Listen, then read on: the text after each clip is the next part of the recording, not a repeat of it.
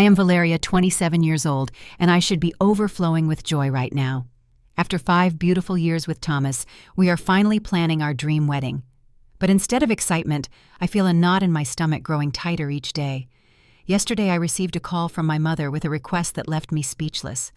Somehow my younger brother Jason has once again managed to overshadow my happiness. If you have siblings, you might understand. Let me know where you're watching from, hit that like button, and subscribe to hear how my family tried to hijack my special day. Growing up in our suburban home in Pennsylvania, our family looked picture-perfect from the outside.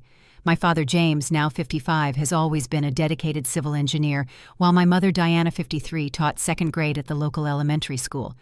But beneath the surface of our seemingly normal family, there was always an unspoken hierarchy that placed my younger brother Jason at the top. From the moment Jason was born when I was 2, my parents treated him like their miracle child. He was a cute baby with bright blue eyes and curly brown hair that everyone fawned over. As we grew up, the pattern became increasingly obvious. When Jason wanted a toy, he got it immediately. When I asked for something, I was told to save my allowance or wait for my birthday. By the time I turned 10, I had already internalized that my needs and wants would always come second. My birthday parties were modest gatherings, but Jason had elaborate celebrations with bouncy castles, professional entertainers, and custom cakes. When I brought home straight A's, my parents would nod and say, "Good job." When Jason brought home B's and C's, they would celebrate by taking us all out for ice cream, praising his improvement and effort. "Jason just needs more support and encouragement," my mother would say whenever I questioned this disparity. "You've always been so independent and responsible, Valeria. We never have to worry about you." Their words made it clear my self-sufficiency was not something to be praised, but rather taken for granted. Meanwhile, Jason grew accustomed to having everything handed to him. He became charming, but manipulative, smart, but unwilling to apply himself, talented, but lacking any sense of discipline. In high school, I joined every club I could, partially, to build my college application, but mostly to avoid coming home to a household where I felt invisible. I worked weekends at a local cafe, saving every dollar for college, knowing that while my parents had a fund for Jason's education, mine would depend largely on scholarships and student loans. "Your brother needs more time to figure out what he wants to do," my father explained when I asked about the discrepancy in their financial planning for our futures. "You've always known you wanted to study business." He's still exploring his passions. When I graduated high school as valedictorian, my parents attended the ceremony but left early because Jason had a recreational soccer game. I gave my speech to an auditorium where my family's seats were conspicuously empty. That night, I cried myself to sleep, not because I was surprised, but because even on a day that should have been about celebrating my achievements, Jason's mediocre activities took precedence. College was my escape. I attended a state university on a partial scholarship, working 2 part-time jobs to make ends meet. Meanwhile, Jason enrolled in an expensive private college with our parents covering his tuition, housing, meal plan, and even giving him a generous monthly allowance for social activities. During those 4 years, I came home only for major holidays. I built a new life, made true friends who valued me, and eventually met Thomas at a campus job fair during my senior year. He worked for a marketing firm recruiting new talent, and we connected over our shared love of strategy games and Italian food. Unlike my family, Thomas really saw me for who I was. After graduation, I secured a position at a growing tech company, quickly advancing through the ranks thanks to my work ethic and determination. By 25, I was managing my own team and had saved enough for a down payment on a small condo. Thomas and I had been dating for 3 years by then, building a relationship based on mutual respect, open communication, and genuine support. Meanwhile, Jason had dropped out of college after changing his major 4 times in 3 years. He moved back home where our parents welcomed him with open arms and zero expectations. He cycled through a series of part-time jobs, never lasting more than a few months at any of them. When he wasn't employed, he spent his days playing video games and his evenings partying with friends, all while living completely expense-free under our parents' roof. "He's just finding himself," my mother would say, whenever I expressed concern about his lack of direction. "Not everyone figures out their path as quickly as you did, Valeria." The stark contrast between how my parents treated us continued into our adulthood. I was expected to be completely self-sufficient, while Jason was coddled and babied well into his 20s. The inequality was blatant, but I had long since accepted that this was simply the dynamic of our family. I focused instead on building my own life and nurturing my relationship with Thomas, who became my rock and my true family. What I didn't realize was that the worst example of my parents' favoritism was yet to come, and it would threaten not just my relationship with them, but the most important day of my new life with Thomas. The call that changed everything came on a rainy Tuesday evening last spring. I was preparing dinner in my condo when my father's number flashed across my phone screen. I picked up, expecting our usual brief check-in. "Valeria," my father said, his voice unusually animated, "your brother has the most amazing news. He wants to tell you himself." Before I could respond, Jason was on the line speaking rapidly about a revolutionary tech startup he was launching with some friends from his brief stint at coding boot camp. "It's going to change everything," he gushed. "We're developing an app that combines social media with cryptocurrency and AI-driven content creation. The potential market is enormous." Despite having heard similar enthusiastic pitches from him before I tried to sound supportive, "That sounds interesting, Jason. Do you have a business plan? Investors?" "That's actually why I'm calling," he replied, his tone shifting to what I recognized as his persuasive voice, the one he used when he wanted something. "Mom and Dad are going to help with the initial funding, but I wanted you to have the opportunity to get in early too. With your business background, you could even advise us." A warning bell rang in my head. "What do you mean Mom and Dad are helping with funding? How much are they investing?" There was a pause before my father came back on the line. "We're taking out a second mortgage on the house. We believe in Jason's vision, and this could be his big break." My stomach dropped. "A second mortgage, Dad, that's your retirement security. How much are you taking out?" $150,000, he said firmly. "It's an investment in your brother's future." I nearly dropped the phone. My parents were in their 50s with retirement only a decade away. The housing market was volatile, and they were putting their financial security on the line for Jason's latest whim. "Dad, this is incredibly risky," I said, trying to keep my voice level. "Jason has no experience running a business. He didn't even finish his degree. Please reconsider this." "Your brother has vision," my mother chimed in, apparently also on the call. "Not everyone needs a degree to be successful. Look at Steve Jobs, Mark Zuckerberg." They both had working products and business models before seeking significant investment, I countered. "Has Jason even completed a prototype? Does he have any customers?" "We don't expect you to understand," my father said coldly. "You've always been so conventional, Valeria. Sometimes you need to take risks to achieve greatness." "This isn't about conventional thinking," I insisted. "It's about basic financial prudence. At least consult with a financial advisor before you make this decision." "We've made up our minds," my mother said firmly. "We're disappointed that you can't be supportive of your brother. This negativity is exactly why he hesitated to tell you about his venture." After the call ended, I immediately phoned Thomas, who shared my concerns. He suggested we offer to look over Jason's business plan and provide feedback, a gesture that might be received better than outright criticism. I sent Jason an email offering just that, but received only a terse reply. "Thanks, but we've got it covered. Dad already signed the paperwork yesterday." Over the next few weeks, I watched with growing anxiety as Jason set up his company. He rented an expensive office space in the trendiest part of downtown, complete with custom furniture and the latest tech gadgets. He hired 5 of his friends as executives, each drawing substantial salaries despite having little to no relevant experience. They spent lavishly on team-building retreats and networking events that looked more like parties from the photos they posted on social media. When I cautiously asked about their progress during a family dinner, Jason proudly showed me colorful mock-ups and animated wireframes, but no actual functioning product. When I inquired about their timeline for launching even a beta version, he waved away my concerns. "We're in the ideation and brand-building phase," he explained confidently. "We need to establish our company culture and market presence before rushing a product." 8 months later, the inevitable happened. I received a subdued call from my mother informing me that Jason's startup had encountered unforeseen market challenges and was pivoting to new opportunities, which I translated to mean the business had failed. The money was gone, all $150,000 of it, with nothing to show except some digital mock-ups and a half-finished website. When I visited my parents the following weekend, the change in their home was palpable. The thermostat was set lower than usual to save on heating costs. My mother mentioned they had canceled their annual vacation. My father, who had always enjoyed his premium cable sports package, had downgraded to basic channels. They were cutting corners everywhere to manage the additional mortgage payments. Yet amazingly, they were still defending Jason. "The timing wasn't right," my father said wearily. "The market wasn't ready for such an innovative concept." "These things happen in business," my mother added. "At least he tried. That's what matters." Jason himself had already moved on, barely acknowledging the financial havoc he had wreaked on our parents. He was now talking about going back to school for a degree in finance of all things, and expected our parents to help with tuition.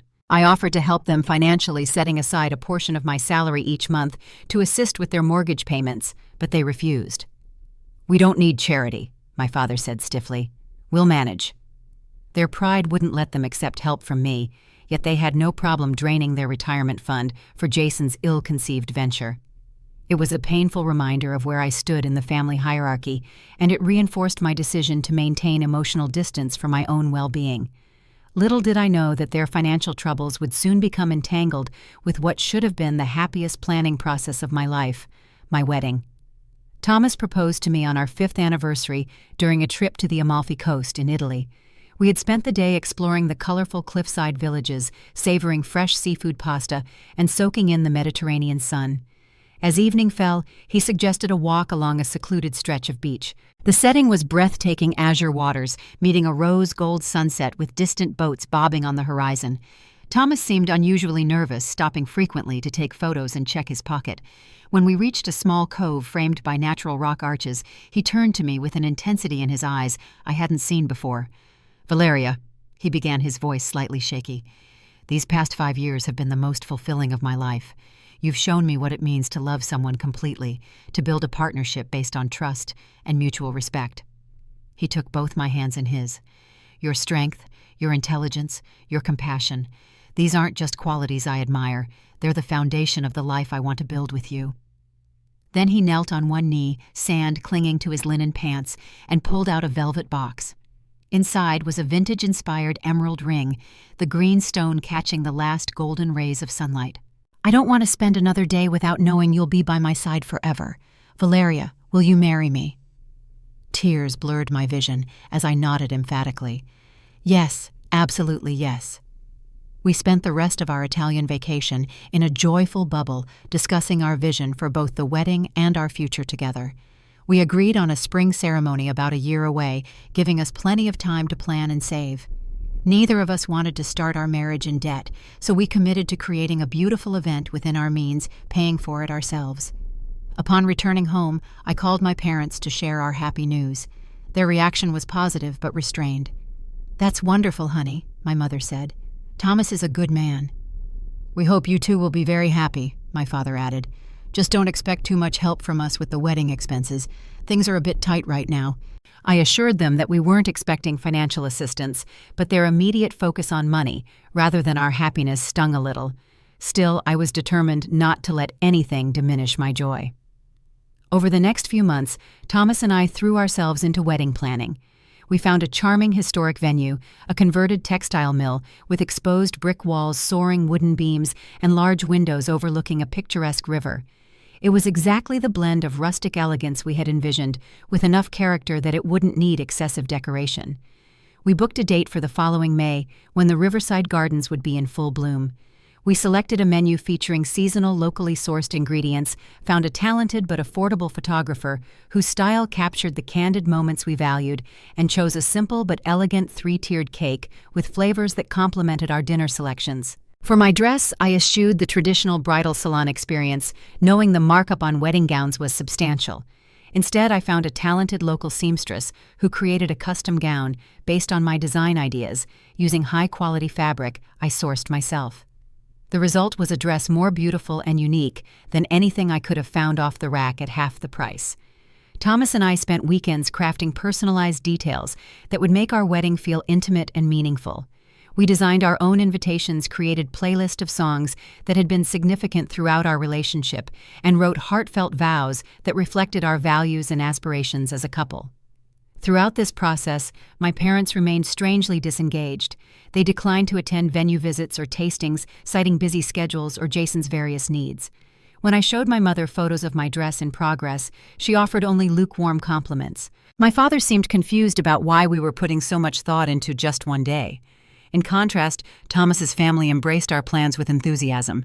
His parents Martin and Elena offered practical advice without imposing their preferences. His sister Sophia volunteered to coordinate with vendors on the wedding day so we wouldn't have to worry about logistics. His extended family sent thoughtful cards and emails expressing their excitement about welcoming me into their family. Their warmth highlighted the coolness from my own family, but I tried not to dwell on it. This was a pattern I was familiar with, and I had Thomas now along with his loving family.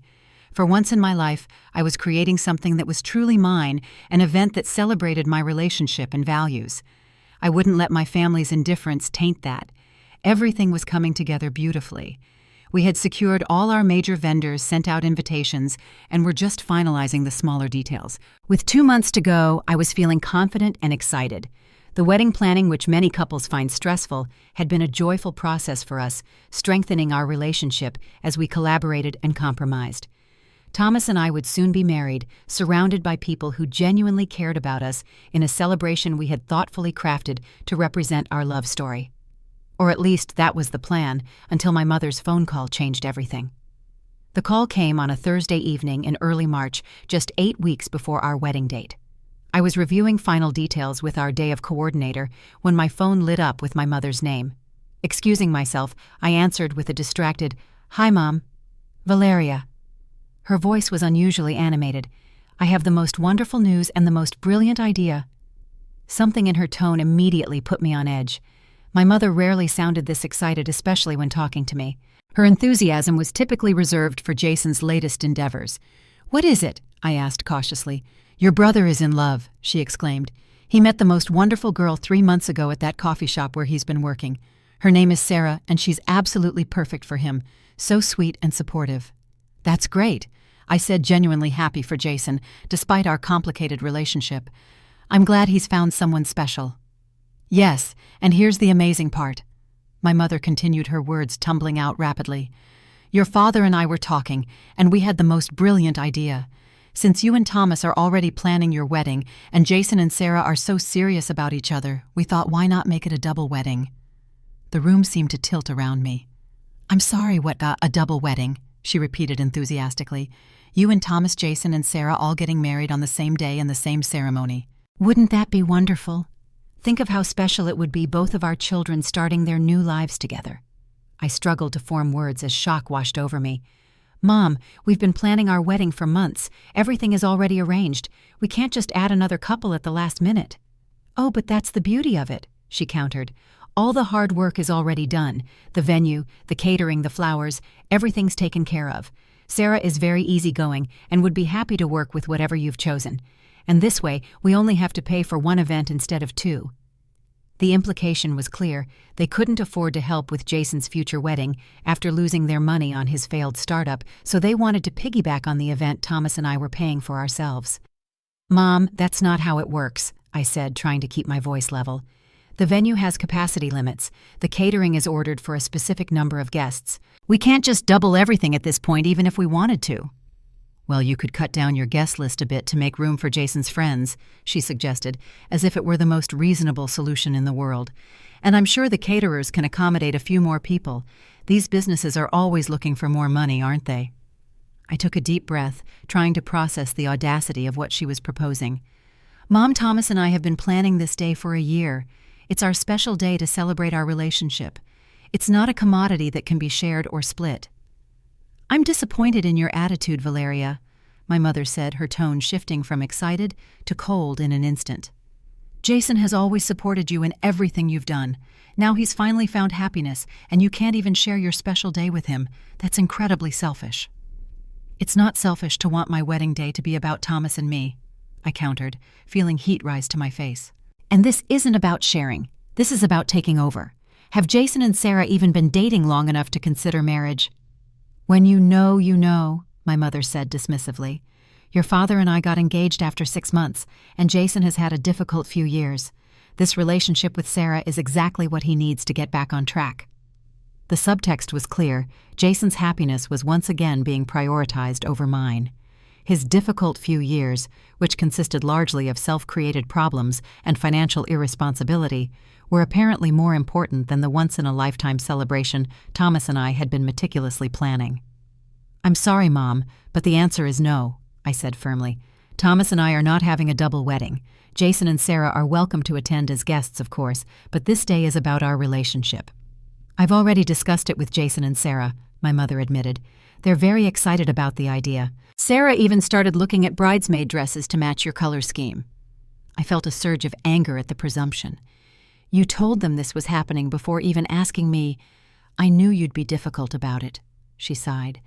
But I thought once you had time to reflect, you'd see what a wonderful opportunity this is for the whole family. It's not happening, Mom, I repeated. I'm sorry if you got their hopes up, but you should have consulted me first. Well, your father and I will need to reconsider our attendance then, she said, her voice taking on a martyred quality I knew all too well. We simply can't afford to take time off work and travel for 2 separate weddings so close together, and you know how important family unity is to us. The threat was thinly veiled: accommodate Jason, or our parents wouldn't come to my wedding. Before I could respond, she added, just think about it, Valeria. Talk to Thomas. I'm sure once you sleep on it, you'll see this could be a beautiful thing for everyone. She hung up before I could argue further. I sat in stunned silence, the wedding planning binder open before me, suddenly feeling like all our careful preparations were under threat. When Thomas returned from his evening run, he found me still sitting there trying to process what had just happened. After I explained the situation, his initial disbelief quickly turned to indignation on my behalf.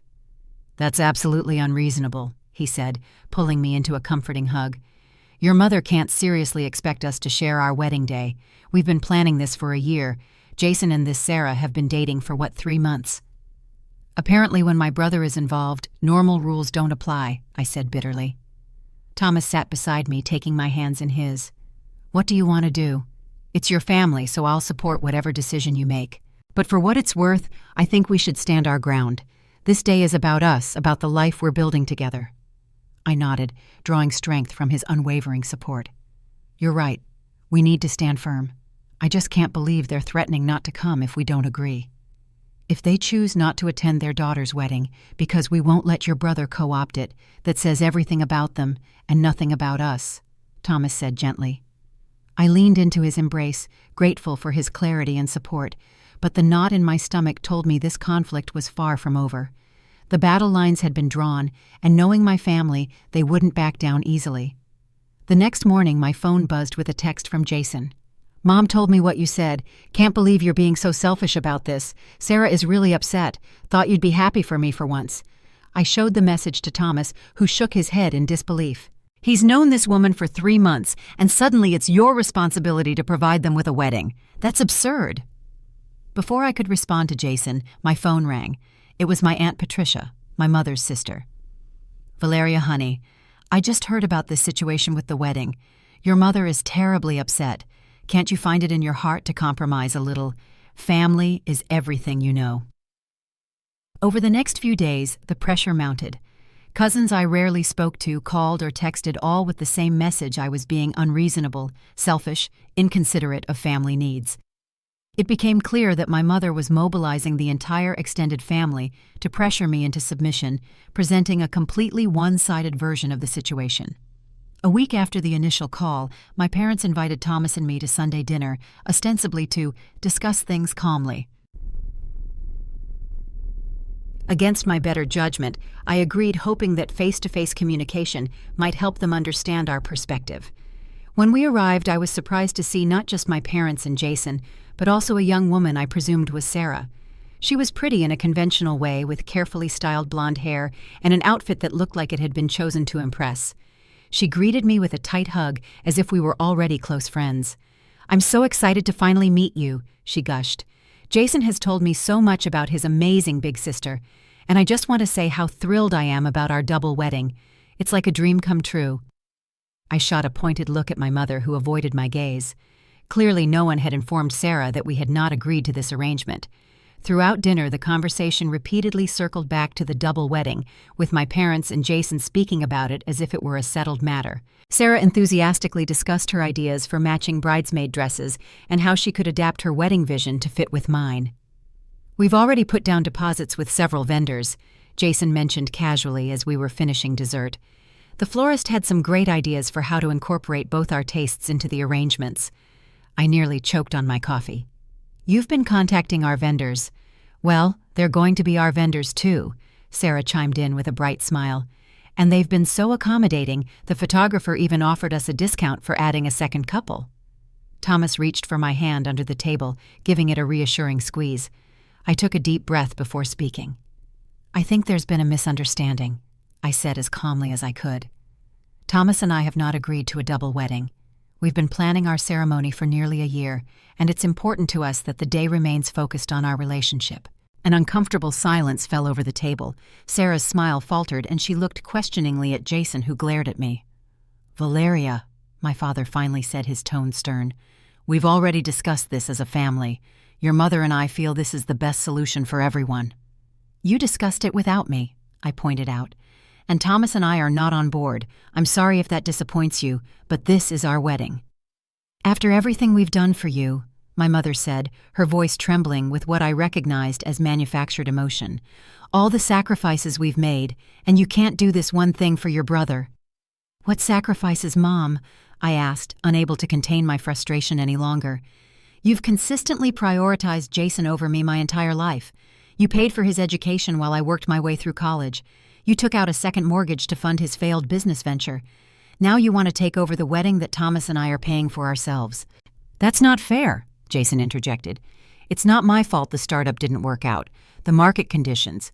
This isn't about your business failing. I cut him off. It's about the pattern. It's about Mom and Dad always putting your wants above everyone else's needs. And now you want my wedding day too. We thought you'd be happy to help your brother, my mother said, tears welling in her eyes. Sarah's parents can't afford a big wedding, and after the business setback, we certainly can't contribute much. So your solution is to hijack the wedding Thomas and I have spent a year planning and paying for? I asked incredulously. We're not hijacking anything, Jason insisted. We're just asking to be included. Why is that such a problem for you? Are you that desperate to be the center of attention? Thomas, who had remained diplomatically silent until now, finally spoke up. With all due respect, this isn't about attention.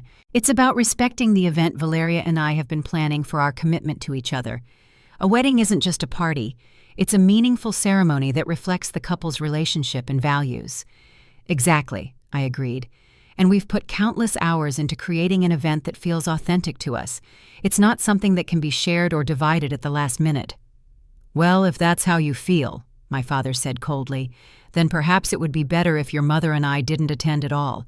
I won't sit by and watch you exclude your brother from family celebrations. You would miss your daughter's wedding because she wants it to be about her and her fiancé, Thomas asked, genuine bewilderment in his voice. Family means supporting each other, my mother said. All of us, not just some of us. The irony of her statement was breathtaking. Throughout my life, family support had been a one-way street flowing toward Jason. We should go, I said to Thomas, standing up. To my parents, I added, I'm sorry you feel that way. Our invitation stands if you change your minds, but the wedding will proceed as planned, as a celebration of Thomas and me. As we drove home, the full weight of what had just happened settled over me. My own parents were threatening to boycott my wedding because I wouldn't allow my brother to co-opt it. Despite the hurt, I felt a strange sense of clarity. This ultimatum revealed the true nature of our family dynamic in a way that couldn't be ignored or rationalized away. Are you okay?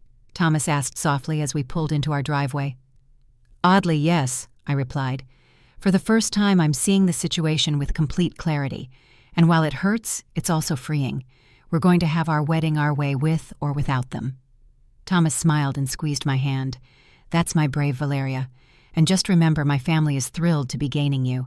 You'll never lack for people who truly care about you. His words warmed me, a reminder that family is defined by love and respect, not merely by blood. And I was about to marry into a family that understood that fundamental truth. The weeks leading up to our wedding became increasingly tense. Jason continued his campaign of guilt and manipulation, sending messages that alternated between angry accusations and wounded appeals to family loyalty. My parents maintained their position that they would not attend unless we agreed to the double wedding. Most painful was the way they attempted to turn our extended family against us. Aunt Patricia called again, this time with a different approach. Your cousin Melissa had to postpone her wedding because of the pandemic, she reminded me. She didn't complain. She understood that sometimes we make sacrifices for the greater good. This isn't about postponing, Aunt Patricia, I explained patiently. It's about completely changing the nature of our ceremony to accommodate a couple who've been dating for a few months and decided on a whim they want to get married. Your brother has had such a difficult time, she countered. This relationship with Sarah is the first positive thing in his life since that business trouble. Don't you want to support his happiness? Of course I want Jason to be happy, I said. But that doesn't mean Thomas and I should give up our vision for our wedding day. Jason and Sarah can plan their own ceremony when they're ready. Similar conversations played out with other relatives, each one draining and repetitive. I began screening calls, focusing instead on finalizing details with our vendors and looking forward to the celebration we had planned so carefully. Then 1 week before the wedding, I received an email notification from our venue coordinator, confirming the floral changes requested for the Matthews-Wilson wedding. Confused, I called the coordinator immediately. What floral changes? I haven't requested any modifications. There was an awkward pause on the line. Oh, we received an email from a Sarah Wilson last week copying the florist. She said she was coordinating with you and requested several changes to the arrangements, including switching the main color from burgundy to pink and adding more roses in place of the ranunculus and anemones. My stomach dropped. Sarah Wilson is not authorized to make any changes to our wedding plans. I'm Valeria Matthews, and this is my event with Thomas Crawford. Sarah is not involved in the planning.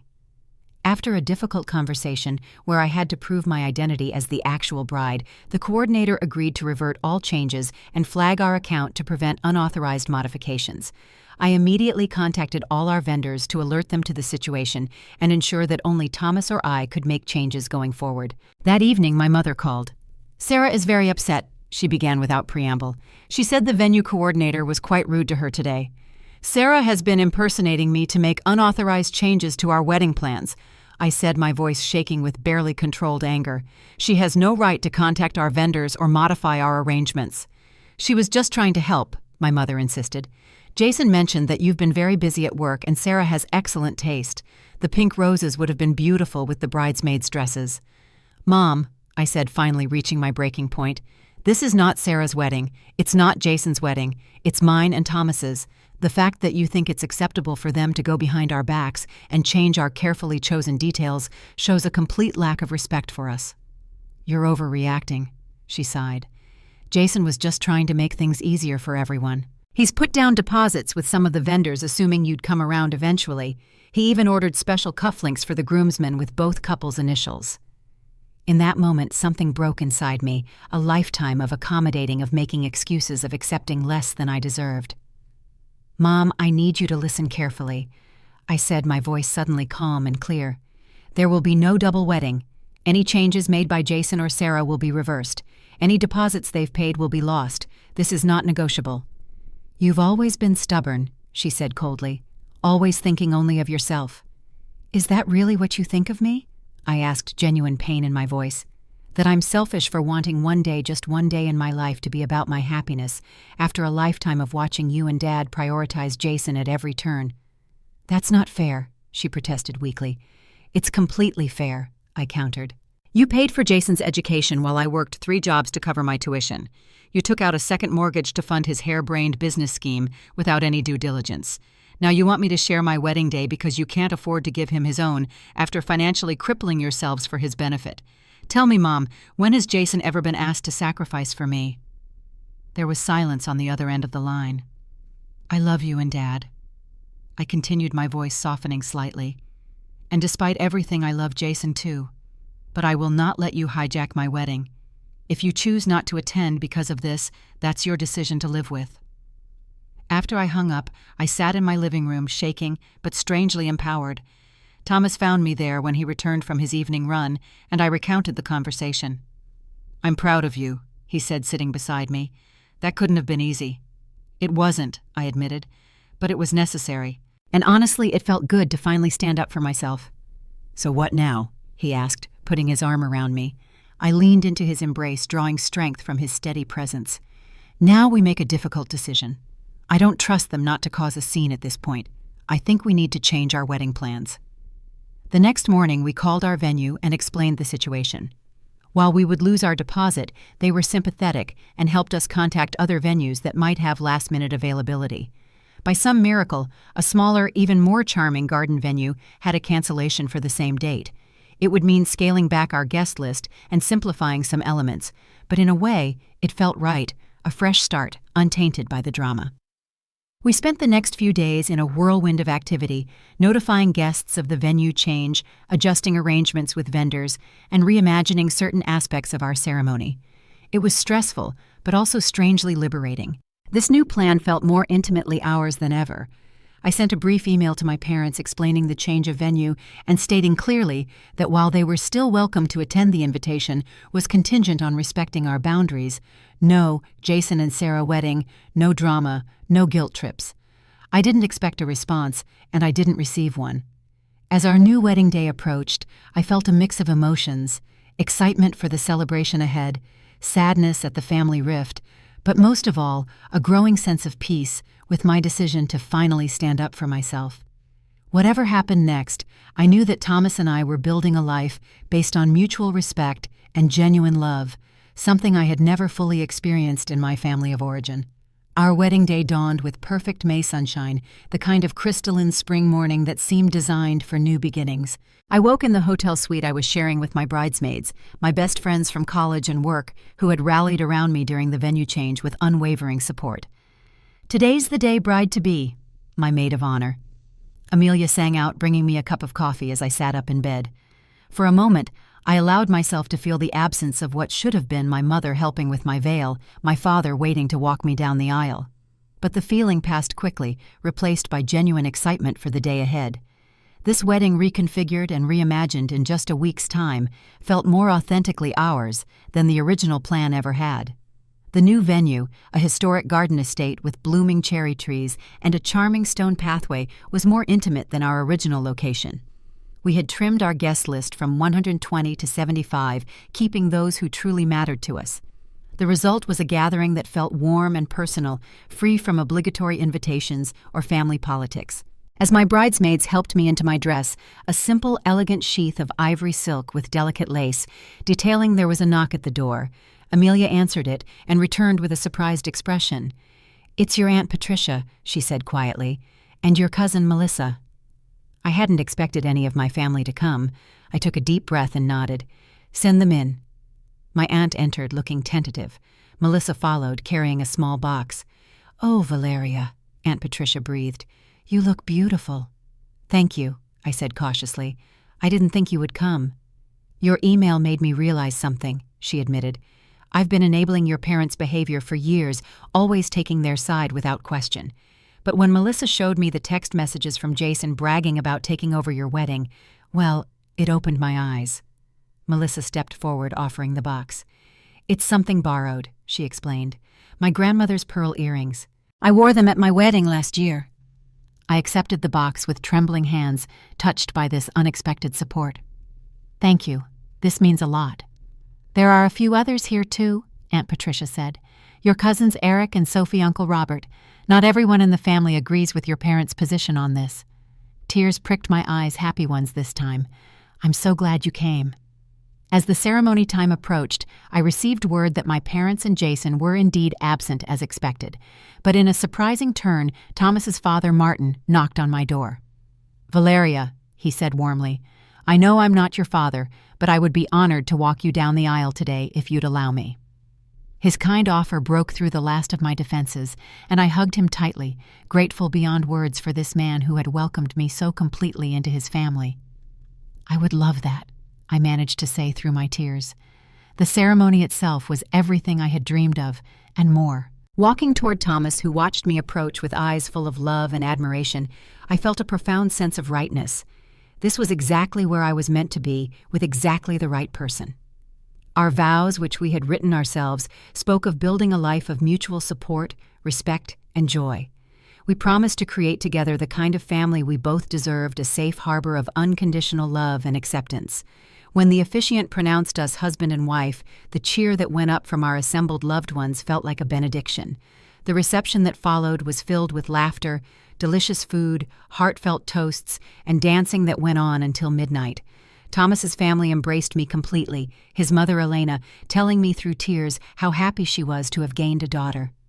My aunt and cousins celebrated alongside us, forming a small but significant bridge to my family of origin. As Thomas and I swayed to our last dance, he whispered in my ear, "How are you feeling, Mrs. Crawford?" "Whole," I replied simply. For perhaps the first time in my life, completely whole. 3 days into our honeymoon in Portugal, I received a text message from my mother. There was no apology, but her message suggested the beginning of a reckoning. "Your father and I watched the video your cousin Sophie shared. You looked beautiful. The venue was lovely. We hope you and Thomas are happy." It wasn't much, but it was something, a small acknowledgement, perhaps the first step toward a new kind of relationship. 3 months later, Thomas and I were settling into married life when I received a call from a number I didn't recognize. It was Sarah. "I just thought you should know," she said, her voice lacking its former enthusiasm. "Jason and I broke up. Actually, I broke up with him." "I'm sorry to hear that," I said, genuinely meaning it despite everything. "Don't be," she replied. "Once I saw how he and your parents treated you over the wedding, I started noticing patterns. The way he expected me to handle everything, how he spent money we didn't have, how nothing was ever his fault. Then I found out the real reason he was pushing for the double wedding." "Which was?" I asked, though I suspected the answer. "He told his friends it was a financial hack," she said bitterly. "A way to get a fancy wedding without having to pay for it. He even joked about how he could use the wedding gift money to pay off his credit card debt instead of saving for our future like he told me." After that conversation, I began the slow process of establishing new, healthier boundaries with my family. I declined invitations that felt obligatory rather than genuine. I redirected conversations when they veered into guilt-inducing territory. I made it clear that my relationship with Thomas was my priority and that any future reconciliation would need to include respect for him and our marriage. Gradually, tentatively, my parents began to adapt to these new parameters. My father called occasionally to check in, his tone more considerate than in the past. My mother sent birthday and anniversary cards with messages that seemed more heartfelt than obligatory. Jason remained distant, but the space felt healthful rather than hurtful. 6 months after our wedding, Thomas and I invited my parents to dinner at our home.